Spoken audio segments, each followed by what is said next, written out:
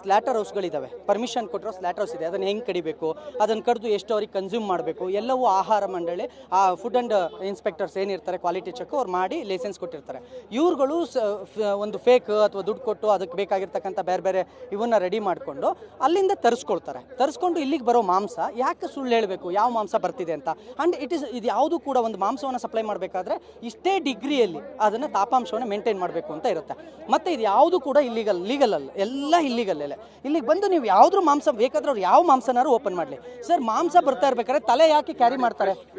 ಸರಿ, ಇಲ್ಲಿಗೆ ಬರೋದು ಎಲ್ಲವನ್ನು ಕೂಡ ಮೀನು ಅಂತ ಹೇಳಿ ತಗೊಬರ್ತಾರೆ. ಇಲ್ಲಿಗೆ ಯಾವುದು ಕೂಡ ಮೀನಲ್ಲ, ಇಲ್ಲಿರೋದೆಲ್ಲವೂ ಕೂಡ ಮೀಟ್. ಯಾವ ಮೀಟ್ ಇದೆ ಸರ್? ಕುರಿ ಮತ್ತು ನಾಯಿ ಮೀಟನ್ನು ಮಿಕ್ಸ್ ಮಾಡಿ ಇವರು ಸಪ್ಲೈ ಮಾಡ್ತಿದ್ದಾರೆ. ಸರ್, ಇವ್ರು ಇಲ್ಲ ಅನ್ನೋದಾದರೆ ಪ್ರತಿಯೊಂದನ್ನು ನೀವು ಚೆಕ್ ಮಾಡಿ, ಪ್ರತಿಯೊಂದನ್ನು ಕೂಡ ಇವರು ಕಳಿಸ್ಲಿ ಫುಡ್ ಆಫೀಸರ್. ಯಾವುದೇ ಕಾರಣಕ್ಕೂ ಇಲ್ಲಿ ನಾವು ಯಾವುದೋ ಒಬ್ಬ ವ್ಯಕ್ತಿ ವಿರುದ್ಧವಾಗಿ ಬರ್ತಾ ಇರೋದಲ್ಲ ಸರ್. ಇದು ಆಹಾರ ರಾಜ್ಯದ ಜನ ಕನ್ಸ್ಯೂಮ್ ಮಾಡುವಂಥದ್ದು. ಪ್ರತಿಯೊಂದು ಹೋಟ್ಲಿಗೂ ಶನಿವಾರ ಭಾನುವಾರ ನಾವು ಜನ ಹೋಗೋದೇನಕ್ಕೆ ಅಂದರೆ ಒಳ್ಳೆ ಮಾಂಸ ಸಿಗುತ್ತೆ ತಿಂತಾರೆ ಅಂತ ಹೋಗ್ತಾರೆ. ಅವರಿಗೆ ರಾಜಸ್ಥಾನದಿಂದ ಎಲ್ಲಿಂದನೋ ಮಾಂಸ ತಂದಿಸಿ ಅದ್ರ ಜೊತೆ ನಾಯಿ ಮಾಂಸ ಮಿಕ್ಸ್ ಮಾಡಿಸಿ ತಿನ್ಸು ಅಂತ ಈ ಅಲ್ಕಟ್ ಕೆಲಸ ಇದೆಯಲ್ಲ, ಇದನ್ನು ನಾವು ವಿರೋಧಿಸ್ತಾ ಇದ್ದೀವಿ. ಇದು ಟ್ರೈನ್ ಸ್ಟೇಷನಲ್ಲಿ ಲೋಡ್ ಆಗಬೇಕು.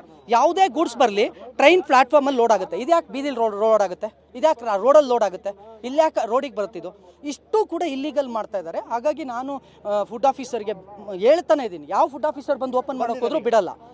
ನಾವು ಕಮಿಷನರ್ ಅವ್ರಿಗೆ ಎಲ್ರಿಗೂ ಹೇಳ್ತಾ ಇರೋದು ಗೂಡ್ಸ್ನ ಸೀಸ್ ಮಾಡಿ. ಈಗ ಎಷ್ಟು ಬಾಕ್ಸ್ಗಳಲ್ಲಿ ನಾಯಿ ಮಾಂಸನ ಕುರಿ ಮಾಂಸ ಜೊತೆ ಮಿಕ್ಸ್ ಮಾಡ್ಕೊಂಡು ಬಂದಿದ್ದಾರೆ ಅಂತ ನಿಮ್ಮ ಆರೋಪ? ಸರ್, ಇದರಲ್ಲಿ ಮ್ಯಾಕ್ಸಿಮಮ್ 70% ಕುರಿ ಮಾಂಸ, 30% ನಾಯಿ ಮಾಂಸ. ಈಗ ಅದನ್ನ ಅವ್ರೇನು ಹೇಳ್ತಿದ್ದಾರೆ ಸರ್? ಅವ್ರು ಹೇಳೋದು ಯಾವ ಬಾಕ್ಸ್, ಯಾವುದೋ ಒಂದು ಕುರಿ ತಲೆ ಇರೋ ಬಾಕ್ಸ್ ಓಪನ್ ಮಾಡಿಬಿಟ್ಟವ್ರೆ. ನೋಡಿ, ಇದು ಕುರಿ ತಲೆ ತೋರಿಸ್ಬಿಟ್ಟು ಕುರಿ ಅನ್ನೋದಾದ್ರೆ ನೀವು ಯಾಕೆ ಕುರಿ ತಲೆ ಸ್ಕಿನ್ ತಗೊಬಂದಿದ್ರೆ ಇಲ್ಲಿಗೆ? ನೀವು ಸ್ಲ್ಯಾಟರ್ ಹೌಸಿಂದ ತಗೊಬರೋದು ಯಾರು ತಲೆ ತಗೊಳ್ಳೋದಿಲ್ಲ, ಯಾವ ಹೋಟೆಲ್ಲೂ ತಲೆ ತಗೊಳ್ಳೋದಿಲ್ಲ. ನೀವು ಯಾಕೆ ತಲೆ ತಂದಿದ್ದೀರಾ? ತಲೆ ಯಾಕೆ ತಂದಿದ್ದೀರಾ ಅಂದರೆ ಈ ಥರ ಹಿಡ್ದಾಗ ತೋರ್ಸೋಕ್ಕೆ. ತಲೆ ತರೋದೇ ಇಲ್ಲ ಯಾರೂ ಸರ್. ನೀವು ಯಾವುದೇ ಕಂಪ್ನಿಗೆ ಹೋಗಿ ತಲೆ ಬರೋದು ಕೇವಲ ಮಾಂಸ ಮಾತ್ರ. ಈಗ ಯಾಕೆ ತಲೆ ತಂದಿದ್ದಾರೆ? ತಲೆ ತಂದಿರೋ ಉದ್ದೇಶನೇ ಇದನ್ನು ಕುರಿ ಮಾಂಸ ಅಂತ ತೋರ್ಸೋಕ್ಕೆ. ಎಷ್ಟು ವರ್ಷದಿಂದ ಈ ಥರ ಮಾಡ್ತಾ ಇದ್ದಾರೆ ಸರ್? ಅವರು ಅಬ್ದುಲ್ ರಜಾಕ್ದು ಇದು ಅಂತ ನನಗೆ ಗೊತ್ತೇ ಇಲ್ಲ. ನಾವು ಇಲ್ಲಿಗೆ ಬಂದು ಇದನ್ನು ಇಲ್ಲಿ ಸೀಸ್ ಮಾಡಿ, ಇಲ್ಲಿ ಏನು ಆಗ್ತಿದೆ ಇದು ಮಾಡಾದ್ಮೇಲೆ ಅಬ್ದುಲ್ ರಜಾಕ್ ಬಂದು ಇದು ನಂದು ಅಂತ ಹೇಳ್ತಿದ್ದಾನೆ. ಇದು ನಂದು, ನಾನು ಬಿಡಲ್ಲ ಅಂತ. ಅಲ್ಲಿವರೆಗೂ ನಮಗೆ ಗೊತ್ತೇ ಇಲ್ಲ. ಅಬ್ದುಲ್ ರಜಾಕ್ ಹೆಸರಲ್ಲಿ ಬುಕ್ ಆಗಿಲ್ಲ, ಅಬ್ದುಲ್ ರಜಾಕ್ ಹೆಸರಲ್ಲಿ ಬಂದಿಲ್ಲ. ಈತ 20 ಜನ ಒಂದು ಗುಂಪು ಮಾಡ್ಕೊಂಡಿದ್ದಾನೆ.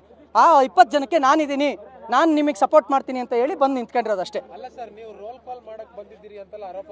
ಅವನಿಗೆ ದಾಖಲೆ ಇದ್ರೆ, ಅಬ್ದುಲ್ ರಜಾಕಿಗೆ ಓಪನ್ ಆಗಿ ಹೇಳ್ತಾ ಇದ್ದೀನಿ, ಅವ್ನು ನಿಜವಾಗ್ಲೂ ಆ ದಾಖಲೆ ಇದ್ರೆ ಅವನ ಹತ್ರ ನಾನು ಏನಾರು ಅವ್ನು ಮೀಟ್ ಮಾಡೋದು, ಅವ್ನಿರೋದು, ಅವ್ನು ತಾಕತ್ತಿದ್ರೆ ಅದನ್ನ ಪ್ರೂವ್ ಮಾಡಲಿ.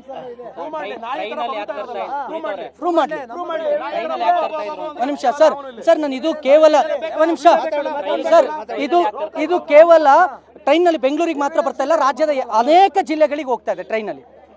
ಇದು ಟ್ರೈನಲ್ಲಿ ತರಿಸ್ಕೊಳ್ಳೋದು ಯಾಕೆ ಅಂತ ಅಂದರೆ ಅದಕ್ಕೊಂದು ಸ್ಟಿಕ್ಕರ್ ಇರುತ್ತೆ. ಇವ್ರು ಎಲ್ಲರೂ ಹೋಗ್ಬೇಕಾದ್ರೆ ಪೊಲೀಸ್ನವ್ರು ಆ ಗಾಡಿ ಹಿಡಿದ್ರೆ ಸರ್ ಟ್ರೈನಿಂದ ಬಂದು ಗೂಡ್ಸು ನೋಡಿ ಅಂತ ತೋರಿಸ್ತಾರೆ. ಆ ಕಾರಣಕ್ಕೆ ಟ್ರೈನಲ್ಲಿ ತರಿಸ್ಕೊಳ್ತಾರೆ. ಈಗ ಜೈಪುರದಿಂದ ಇಲ್ಲಿ ಬರೋ ತನಕ ಮಾಂಸಗಳನ್ನ ಚೆಕ್ ಮಾಡಿರಲ್ಲ, ಎಲ್ಲೂ ಚೆಕ್ ಆಗಲ್ಲ ಸರ್. ಎಲ್ಲ ಕಡೆ ದುಡ್ಡು ಕೊಡ್ತಾರೆ ಸರ್. ಇವರು ಈಗ ಅದಕ್ಕೆ 300 ರೂಪಾಯಿ ಇದಕ್ಕೆ ಕೊಟ್ಟರೆ ಇನ್ನು 1400 ರೂಪಾಯಿ 1500 ರೂಪಾಯಿ ಬರೀ ದುಡ್ಡು ಕೊಡ್ತಾರೆ ಅವರಿಗೆ, ಚೆಕ್ ಮಾಡ್ದಂಗೆ ಅಲ್ಲಿ ಇರ್ತಕ್ಕಂಥ ಅಧಿಕಾರಿಗಳಿಗೆ ಕೊಡ್ತಾರೆ. ಸರ್, ಇಲ್ಲೇ ಇಷ್ಟೊತ್ತಾಯ್ತು, ಸುಮಾರು 4 ಅವರ್ ಮೇಲಾಯ್ತು, ಗೂಡ್ಸ್ ಸೀಸ್ ಆಗಲಿಲ್ಲ. ಒಂದು ಆಟೋ ಸೈಡಲ್ಲಿ ನಿಂತ್ಕೊಂಡ್ರೆ ಸೀಸ್ ಮಾಡ್ಕೊಂಡು ಕರ್ಕೊಂಡು ಹೋಗ್ತಾರೆ. ಇಷ್ಟು ಗೂಡ್ಸ್ ಇನ್ನೂ ಸೀಸ್ ಮಾಡಲಿಲ್ಲ.